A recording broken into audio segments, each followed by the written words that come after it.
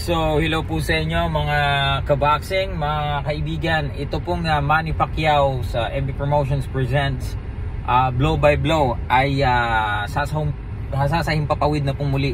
Ngayon pong ika-20 ng Nobyembre mga kaibigan. Yan po ay gaganapin sa Mandaluyong.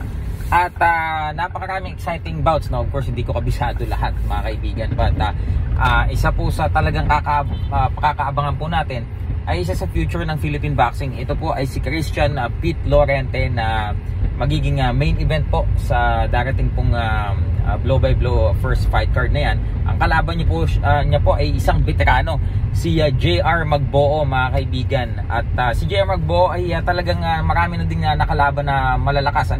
In fact, nung pong Pacquiao versus Matisi sa Malaysia, nakalaban po ni JR Magboo si George Cambosos. So hindi po din biro ang kakaharapin nitong si Christian Pete Lorente kasi ito ay veterano na at battle tested na ito mga kaibigan. So ito po ay sa pakikipagtulungan din mga kaibigan ng Jerry Pence Promotions, sanctioned of course by the Games and Amusements Board mga kaibigan. So ano pa pong hinihintay nyo? Magkita-kita po tayo ngayong November 20 sa Mandaluyong. I don't know kung Mandaluyong Gym or mayroon bang school na specific school na paggaganapan doon mga kaibigan. But magkita-kita po tayo.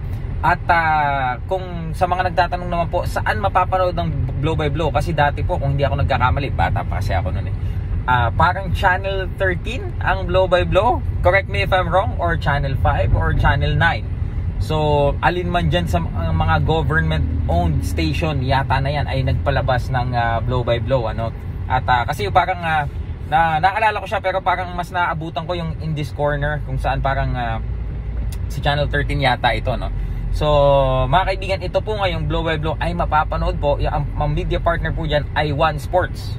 So hindi ko pa din sure kung cable yan o nasa regular free TV mga kaibigan, kasi ako hindi na po ako nanonood ng TV, puro internet na, puro YouTube na po ngayon But anyway, yung mga may television po dyan at of course yung mga nasa mga karating probinsya na TV pa rin po o radyo ang inaasahan, inaanyahan po namin kayo na tumutok po sa One Sports. Hindi ko alam kung kailan po nila i-release yung schedule, but sa kanila po mapapanood ang blow by blow. Ito po ay ang nag-matchmaking po niyan ay ang veterano sa larangan po ng matchmaking, si Sir Art Moniz ng Hearthstone Moniz Table. At mga kaibigan, nais kong bigyan ng malaking shoutout sila Coach Jonathan Peñalosa. Yan sila Sir Jerry Peñalosa. At sila, sino pa yun, yung partner niya, si Ma'am Jing, yung mga organizers nila. At wait lang C5 tayo. At ako po mga kaibigan, hindi po ako lalaban doon. Alam niyo naman kung anong ginagawa ko mga kaibigan.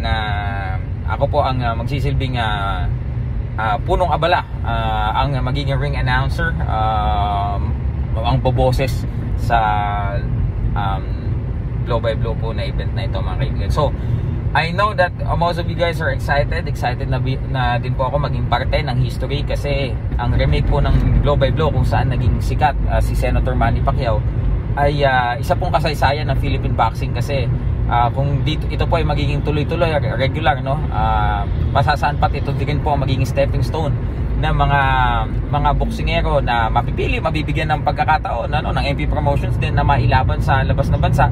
So maigi na meron tayong local promotions na ganito para maisala at mabigyan ng local exposure ang mga boksingero po natin. Kaya para pagka lumabas na po sila ng bansa at lumaban, mas aabangan dahil mas kilala na po sila ng mga boxing fans. So yun po muna sa ngayon mga kaibigan. Silver Voice TV, nagugulat. Hey!